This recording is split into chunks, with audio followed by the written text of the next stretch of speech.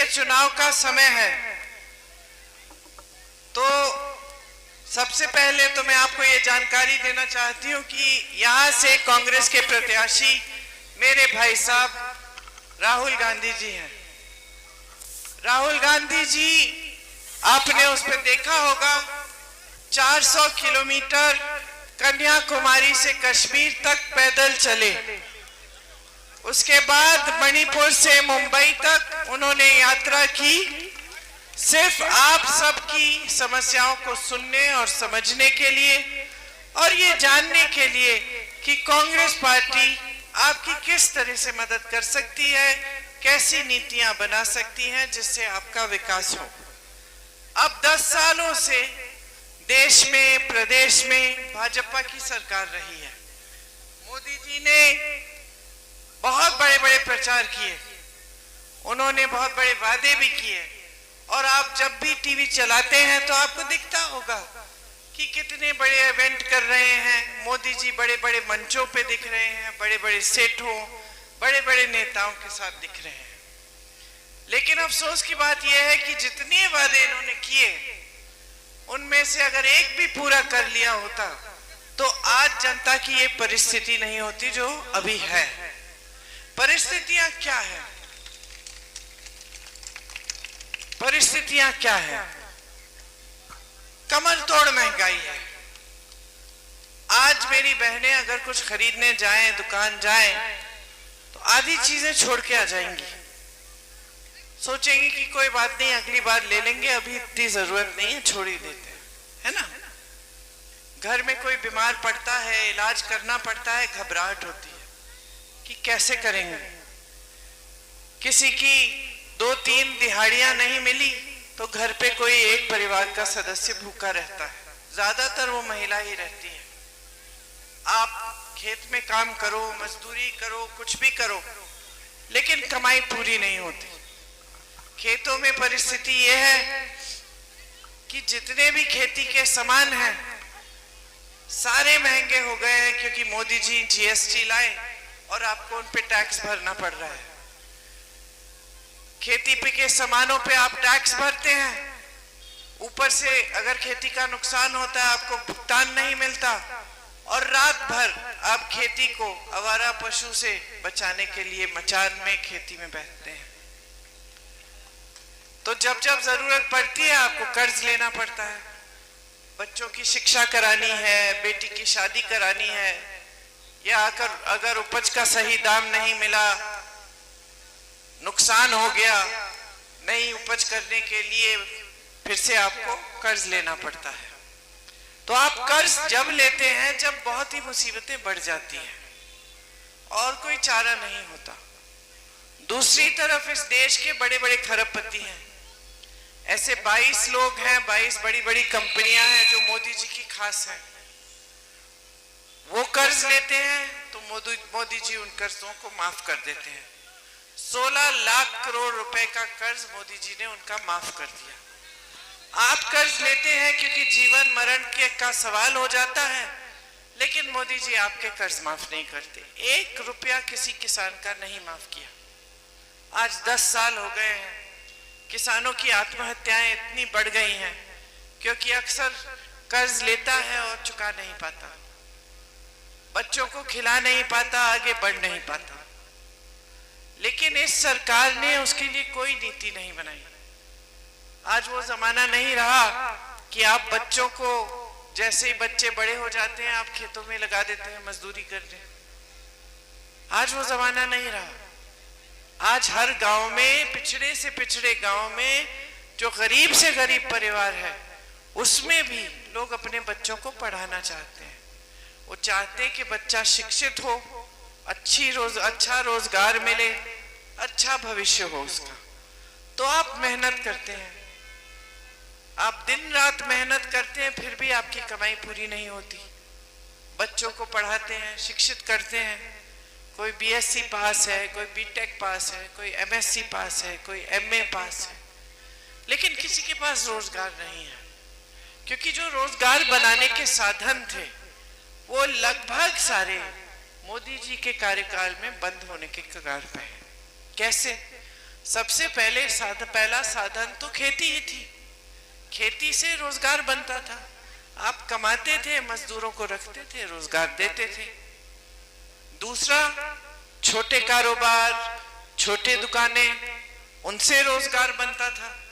कोई मैन्युफैक्चरिंग का यूनिट खोल लिया किसी ने, कोई ऐसी चीज बना रहे हैं जिसमें 10-15 लोगों को रोजगार देना है तो दे देते थे।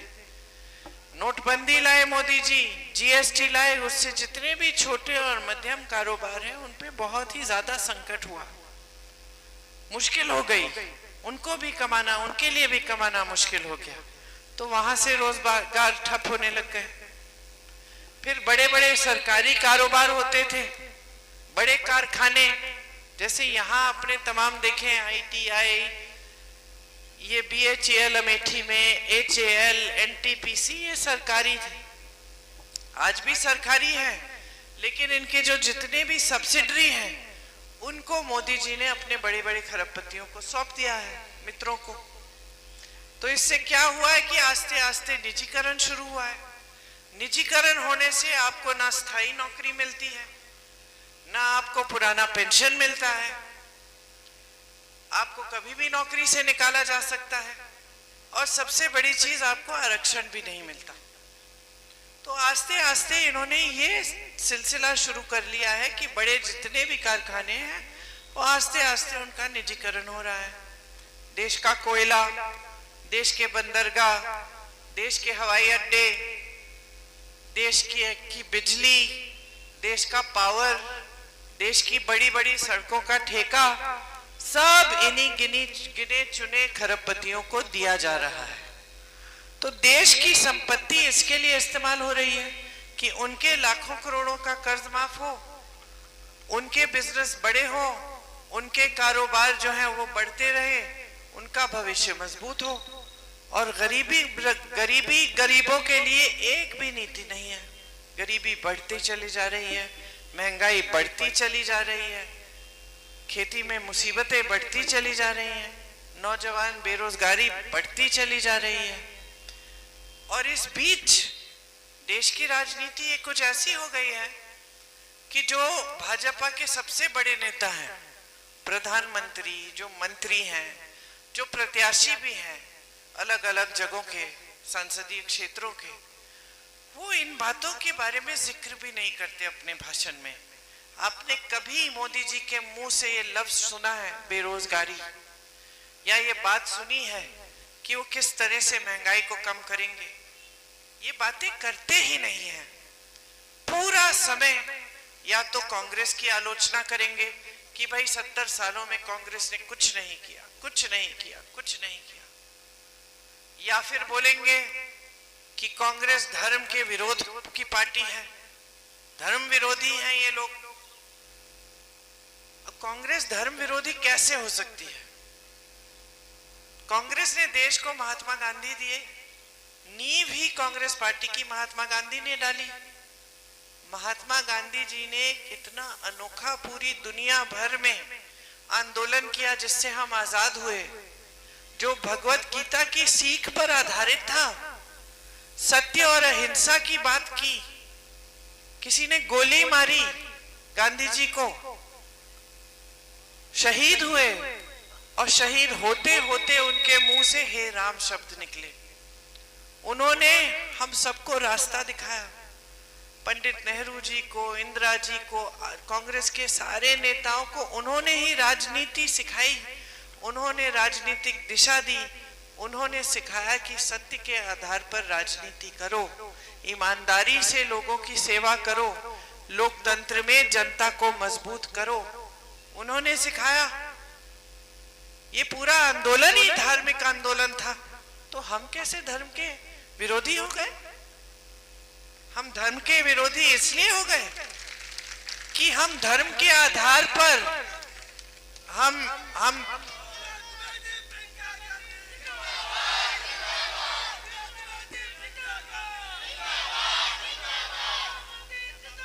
अच्छा, मैं बोल रही हूँ, बोलने दीजिए, उसके बाद आप बेशक मेरे पास आ जाए। क्या हम धर्म विरोधी इसलिए हैं कि हमने कभी धर्म के आधार पर वोट नहीं मांगा आपसे? क्या यही सिखाया था हमें भगवानों ने, महात्माओं ने, गुरुओं ने, संतों ने, कि धर्म के आधार पर सत्ता लो, कि धर्म के आधार पर लोगों को बांट के अपनी राजनीति करो? और क्योंकि हम नहीं करते हैं इसलिए हम धर्म विरोधी बन गए हैं। सोच लीजिए, कांग्रेस के बड़े से बड़े नेता आपके सांसद रहे, इंदिरा जी सांसद रही, शहीद हो गई देश के लिए, 33 गोलियां ली इस देश के लिए, इतनी सी थी, उनके हाथ मेरे हाथों में यहां तक पहुंचते थे, इतनी सी थी, शेरनी थी, लेकिन 33 गोलियां खाई, शहीद हुई इस देश के लिए, और ये लोग उनको देशद्रोही बोलते हैं। बड़ी सी बड़ी नेता थी, लेकिन आपसे कभी धर्म के नाम पर वोट नहीं मांगा, आपसे हमेशा अपने काम के आधार पर वोट मांगा, कि मैंने ये किया है, ये किया है, ये किया है, आपको मजबूत करने के लिए। आप सवाल उठाते थे, नाराज नहीं होते थे, सवाल उठाते थे, कहती थी जनता जागरूक है। आज सवाल उठा के देखिए, 3 दिन पहले अमित शाह जी आए, गृह मंत्री जी आए यहाँ भाषण देने के लिए, किसी पत्रकार ने कुछ सवाल कर दिया जो उन्हें पसंद नहीं आया, पिटवा दिया उसको। आज शिक्षा मित्र आंदोलन करती हैं, पीटी जाती हैं, रासुका कानून डाला जाता है, मुकदमे डाले जाते हैं उस पे कि वो देशद्रोही है। तो आज जो परिस्थितियां बनी है वो देश के लिए सही नहीं है। आपने यहाँ एक परंपरा स्थापित की कि राजनीति सच्ची होनी चाहिए, बड़ा से बड़ा नेता हो उसकी जवाबदेही है आपके प्रति। वो जानता था, इंदिरा जी भी जानती थी कि मुझे जवाब देना पड़ेगा। अगर जनता के सामने बोलना है तो जिम्मेदारी से बोलना है, झूठ नहीं बोलना है। और यहाँ आज देखिए प्रधानमंत्री जी ने क्या हालत बना रखी है। सबसे बड़ा पद संभाला है देश का, एक दिन कुछ कहते हैं, अगले दिन उसी का खुद खंडन कर देते हैं। पूरे चुनाव में उनका प्रयास रहा है, महीनों से ये प्रयास कर रहे हैं कि ये तीसरा चुनाव है हमारा, इसको भी हम हिंदू मुसलमान करके सत्ता लेंगे। अब जनता उब चुकी है, जनता समझ गई है कि भाई 2 चुनाव तो आपको हमने जिता दिए धर्म के आधार पर। आपने हमें कहा भगवान के नाम वोट दे दीजिए, धर्म के आधार पर आपने वोट मांगा, हमने 2 बार तो आपको जिता दिया। अब जनता समझ रही है कि हमने तो जिता दिया, आपको सत्ता मिल गई, आप इतने बड़े भी बन गए, अहंकारी भी बन गए कि हमारे बीच आना बंद कर दिया। हमारे लिए आपने कौन सा ऐसा काम किया है जिसके आधार पर हम आपको फिर से वोट दें? तो जनता अब सुनना नहीं चाह रही है। तो इन्होंने तमाम प्रचार अभी तक तो किया है धर्म के आधार पर। और 2 दिन पहले अपने नामांकन के लिए आए, पत्रकारों के साथ वार्तालाप कर रहे थे, पत्रकारों को कह दिया कि हमने तो कभी कहा ही नहीं है हिंदू मुसलमान। अगर मैंने ऐसे कहा होता, खुद कह रहे हैं, अगर मैंने ऐसे कहा होता तो मैं प्रधानमंत्री पद के योग्य ही नहीं होता। अरे आप खुद कह रहे हैं। अगले दिन सुनिए, यहां कहानी खत्म नहीं होती। अगले दिन महाराष्ट्र जाते हैं प्रचार के लिए, महाराष्ट्र में जाके फिर वही हिंदू मुस्लिम प्रचार। तो आपकी बातों में वजन ही नहीं रहा। आप देश के प्रधानमंत्री हैं, जनता जान नहीं रही है कि आप क्या कहना चाह रहे हैं। एक दिन कुछ कहते हैं, अगले दिन कुछ और कहते हैं, फिर अगले दिन कुछ और कहते हैं। एक दिन कहते हैं 15 लाख रुपया हम आप सबके खाते में डाल देंगे, अगले दिन कहते हैं चुनावी जुमला था। एक दिन कहते हैं कि कांग्रेस पार्टी आपकी भैंस चुरा लेगी। सचमुच सावधान रहो, अब कांग्रेस पार्टी के नेता आ गए, अब भैंस चुराएंगे हम, सावधान रहो।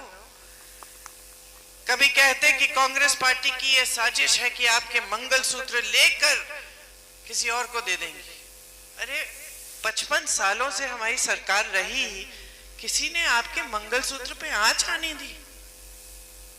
इंदिरा जी ने अपने गहने देश को दे दिए थे जब जंग था।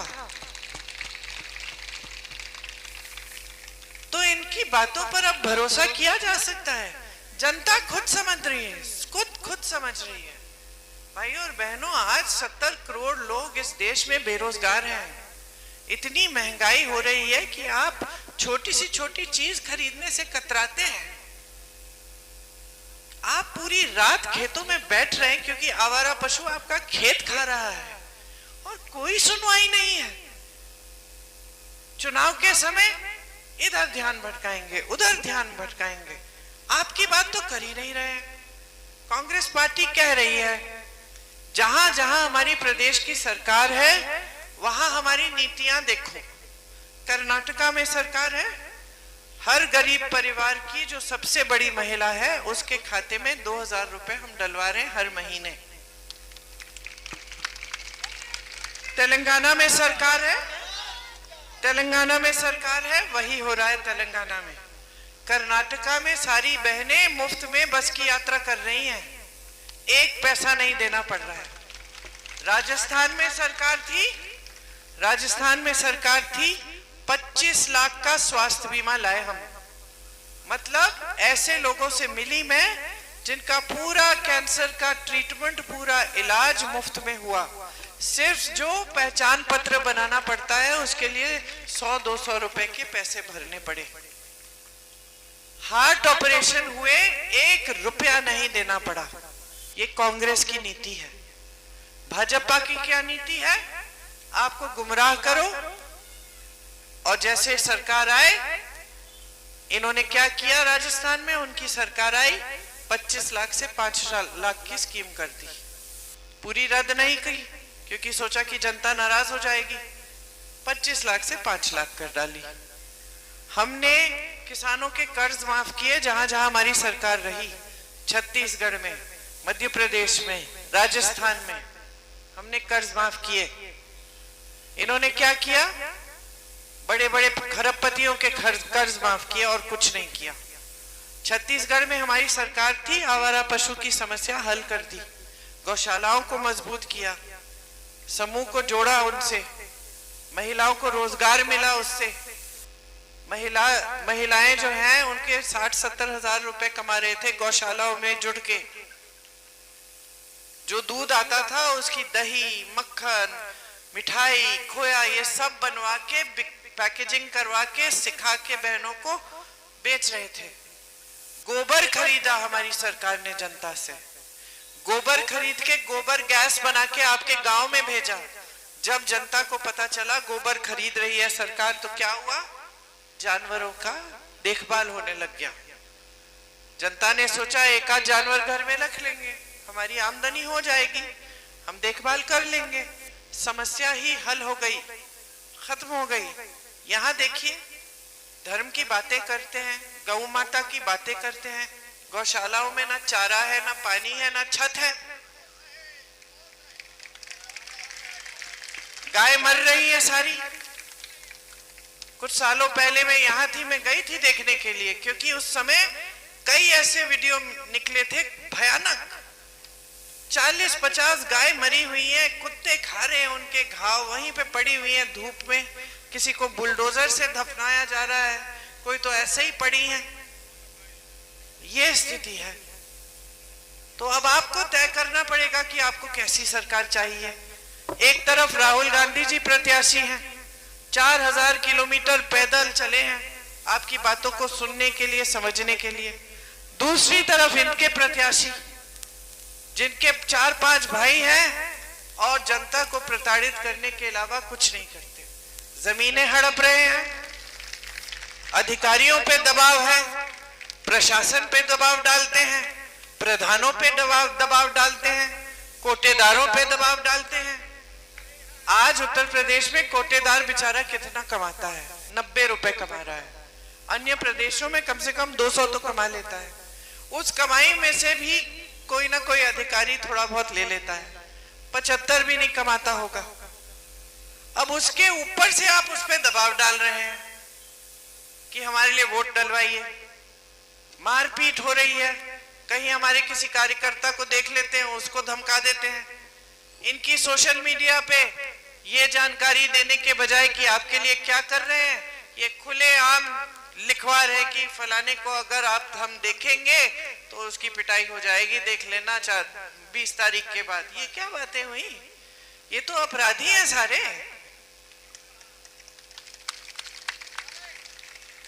इन अपराधियों को सत्ता देंगे, क्या करेंगे? दबा के रखेंगे आपको। इनको लोकतंत्र की कोई समझ नहीं है, और माफ कीजिए पूरी भाजपा की पार्टी की कोई समझ नहीं है। तानाशाही बनाई हुई है देश में। कोई सवाल उठाता है मारपीट हो जाती है। तमाम पत्रकार गिरफ्तार कर दिए, मुख्यमंत्रियों को गिरफ्तार कर दिया चुनाव के समय। ये कैसी बात हुई? बड़े बड़े विपक्षी दलों के खाते बंद कर दिए कि चुनाव में खर्चा नहीं कर पाएंगे। खुद क्या किया है? जो 55 सालों में कांग्रेस पार्टी नहीं किए, और जो कांग्रेस पार्टी ने कभी प्रयास भी नहीं किया करने का, इन्होंने क्या किया? 10 सालों में भाई और बहनों भाजपा को दुनिया की सबसे अमीर पार्टी बना दिया है। कहां से आए पैसे? किसके पैसे हैं ये? किस किस से चंदा लिया है? ये जो टीका लगा है ना आपको, मुझे भी लगा, 2-2 टीके लगे कोरोना में, सबको लगाए। कई लोग अब बात निकली है कि कई लोगों में इसकी एक रिएक्शन होता है। मतलब कई लोग ऐसे हैं जो नौजवान हैं, स्वास्थ्य हैं, अच्छा स्वास्थ्य है, गिर के मर रहे हैं। ये अभी बात निकली है क्योंकि विदेश में भी गई थी ये वैक्सीन, ये टीका गया था, और विदेश में 15 लोगों ने इन पे मुकदमा किया क्योंकि कुछ लोग मर गए थे। तो अब बात बाहर आई कि कुछ लोगों को इस टीके के लगने से ऐसा हो सकता है कि वो अचानक मर जाते हैं। अब क्या हुआ? जो टीके के साथ आपको प्रमाण पत्र मिला था ना, उस पे मोदी जी का चेहरा था। अब जाइए टीका लेने, गायब हो गया है। मोदी जी ने 52 करोड़ रुपए चंदा तो उसी से लिए हैं जिसने वैक्सीन बनाई है, और हम सबको जबरदस्ती वैक्सीन दिलवाए हैं। मैं तो नहीं लेना चाह रही थी, सच बात है। फिर सरकार ने कहा नहीं सबको लेना है, नहीं तो ये नहीं ये वो नहीं, तो हमने भी ले लिया, सबने ले लिया, मजबूर किया सबको, है ना? शाबाश, समझदार हो। प्रमाण पत्र कैसे मिला? तो यही देखिए, इन्होंने चंदा लिया। गुजरात में जो पुल गिरा था जिसमें सैकड़ों लोग बह गए थे पानी में, आपने देखा होगा टीवी पे, उनसे भी चंदा लिया जिसने पुल बनाया था। चंदा किन किन लोगों से लिया? जिस पे छापा मारा था उससे चंदा ले लिया, छापा बंद कर दिया। उन्होंने जिस पे मुकदमे डाले थे उनसे चंदा लिया, मुकदमे ही ठंडे बस्ते में गए। तो ये बताइए चंदा है कि वसूली है? जो यहाँ पे आपके प्रत्याशी कर रहे हैं वही मोदी जी की सरकार वहां कर रही है केंद्र में। डकैती है, बिल्कुल सही, डकैती है।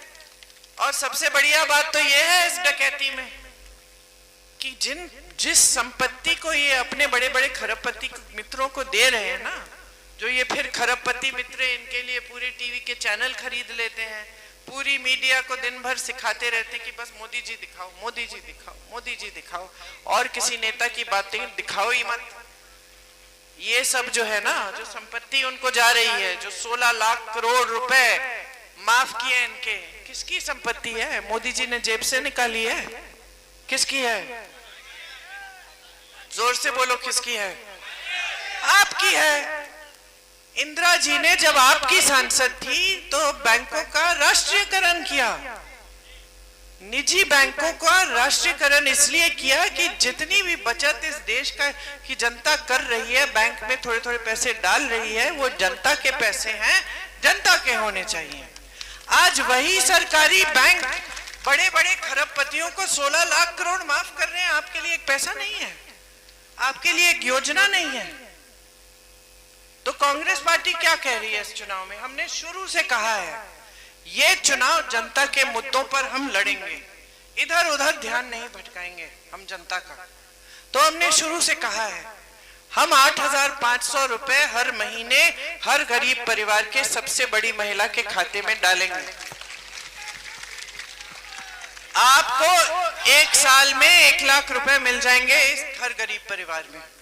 हम कह रहे हैं स्नातक पास हो आपके लिए अप्रेंटिसशिप का प्रोग्राम लाएंगे। बड़ी बड़ी सरकारी जो कंपनियां हैं आपको अप्रेंटिसशिप देंगी। 1 लाख रुपए सालाना आप उस अप्रेंटिसशिप से लोगे जब तक आपको स्थायी नौकरी नहीं मिलती, और आप उस अप्रेंटिसशिप में हुनर बनाओगे, अपना सीखोगे।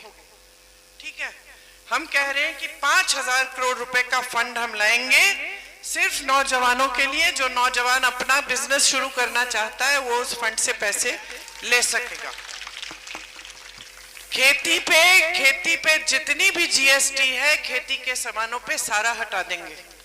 आपके लिए सारे खेती के सामान हम सस्ता बंद करेंगे।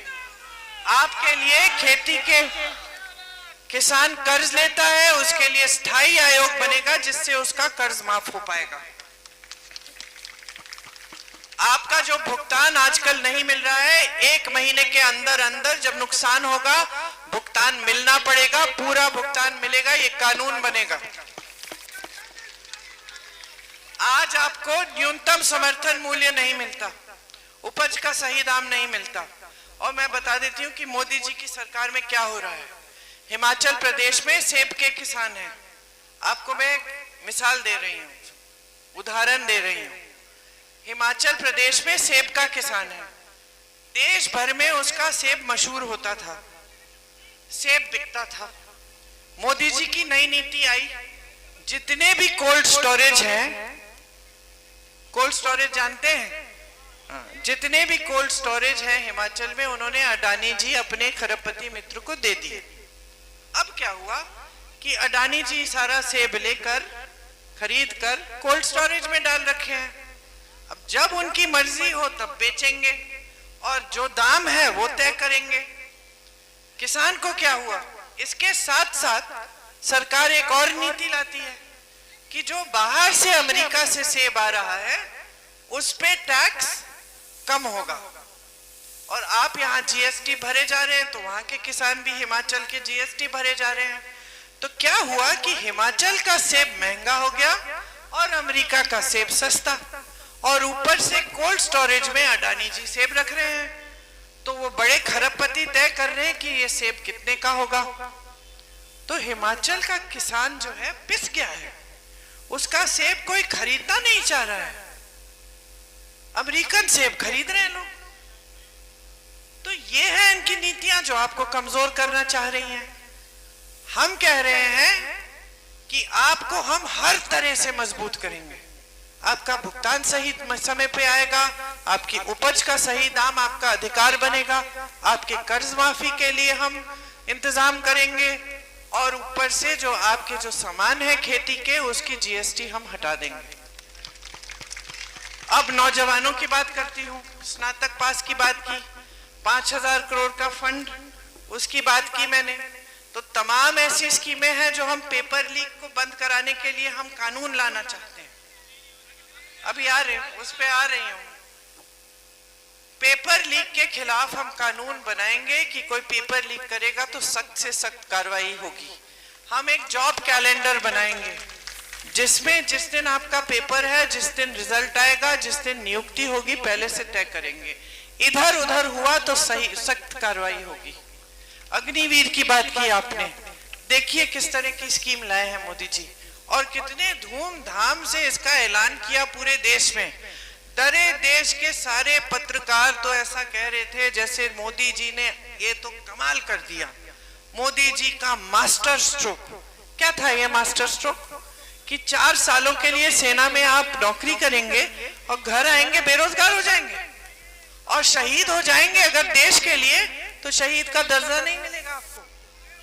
आप शहीद हो जाएंगे तो आपके माँ बाप को शहीद का पेंशन भी नहीं मिलेगा। ये स्कीम लाए धूमधाम से मोदी जी आपके लिए। पूरा देश खड़ा है, कह रहा है कि हमें ऐसी स्कीमें नहीं चाहिए। हम अग्निवीर को रद्द करेंगे, खत्म कर देंगे ये स्कीम। और जहां जहां सरकारी कंपनियों में इन्होंने सारी नौकरियां ठेकेदारी पे कर दी हैं, सब ठेकेदारी पे हैं, ये सब ठेकेदारी वाली नौकरी हटा के हम सही वाली नौकरी, पुरानी टाइप की नौकरी आपको देंगे।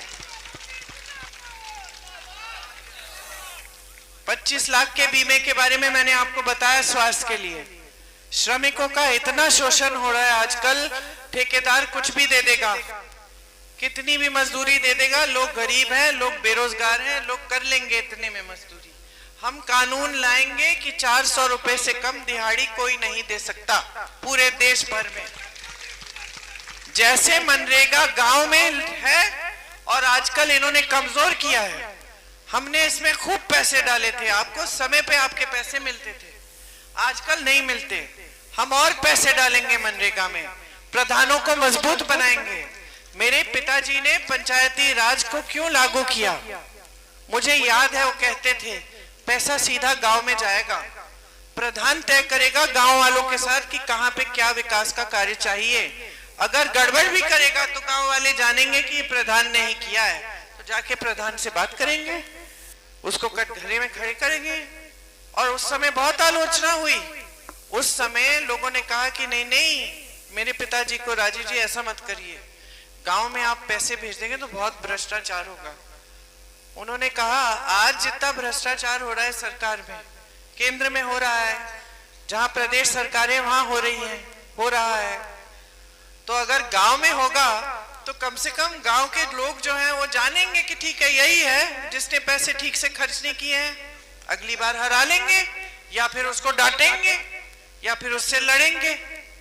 तो मेरे पिताजी ने बात नहीं सुनी, उन्होंने कहा लोकतंत्र गांव तक जाना चाहिए, प्रधान का चुनाव होना चाहिए, महिलाओं को खड़ा होना चाहिए उस चुनाव के लिए, और प्रधान को स्वतंत्रता मिलनी चाहिए कि वो अपना निर्णय सही ले, अपने आप ले। यहाँ देखिए ये भाजपा के प्रत्याशी जो हैं, किसी प्रधान को कोई निर्णय नहीं लेने देते, जो भी निर्णय लेना चाहता है प्रधान उनके सर पे चढ़ जाते हैं। और भाजपा की नीति तो यह है कि केंद्रीयकरण करो, सारी चीजें बस मोदी जी करेंगे। इनके मंत्री खुद दुखी हैं, इनके मंत्रियों को भी स्वतंत्रता नहीं मिलती, सच्चाई ये है। तो हमने जब ये पंचायती राज जब लागू हुआ, वो आपकी मजबूती के लिए लागू किया कि प्रधान मजबूत बने, गांव मजबूत बने, सारी नीतियां गांव को, आप ग्रामीण क्षेत्र को, आपको मजबूत करने के लिए थी। इसमें एक और बात, मैं श्रमिक की बात कर रही थी, श्रमिक वाला मैंने आपको बताया, लेकिन उसके साथ साथ ये जो मनरेगा लाए हम, इसी तरह हम शहरी मनरेगा भी लाएंगे। शहरों में भी 100 दिन का रोजगार मिलना ही पड़ेगा। तो ये सारी बातें हैं जो हम आपके लिए करना चाहते हैं। अब आप तय करिए आपको कैसा सांसद चाहिए। आप अगर आपने मन बना लिया है तो पूरे देश को यहां से संदेश भेजो कि हमें वो पुरानी राजनीति वापस चाहिए, जिसमें नेता जवाबदेह हो हमारे प्रति, जिसमें हम मजबूत हो, जिसमें नेता हमारी सेवा करे, श्रद्धा से हमारे सामने आए, अहंकार से नहीं, और हम उसी राजनीति को आगे बढ़ाएंगे। तो यही बातें आपसे करनी थी।